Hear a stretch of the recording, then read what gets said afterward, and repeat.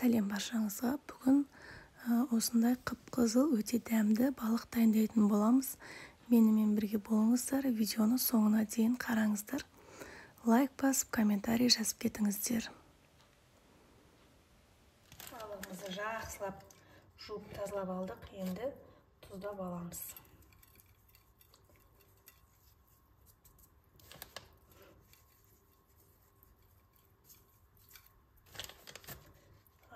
Бәріне тұз сүйіп, тұзбен дәмді болады. Азғантай перец себем.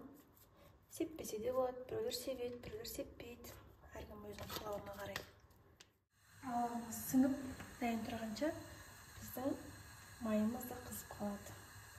Майымызды құйып дайындаймыз.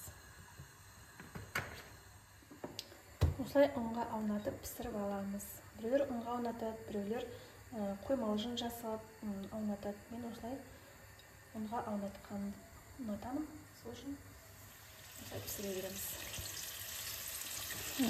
Газымның асты орташа отта тұр. Орташа отқа осылай пісіріп аламыз.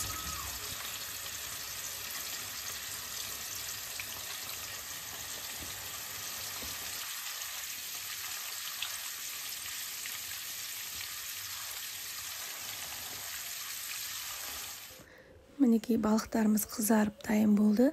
Екінші бетіне қаратып, екінші бетінде дәл осылай қызартып қуырып алатын боламыз.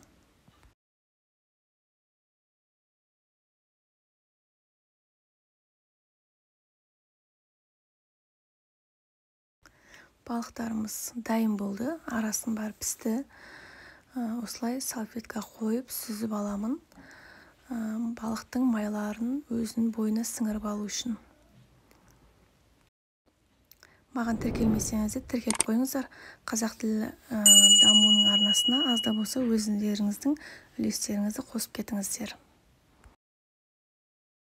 Біздің балығымыз дайын болды. Баршаңызға ас болсын.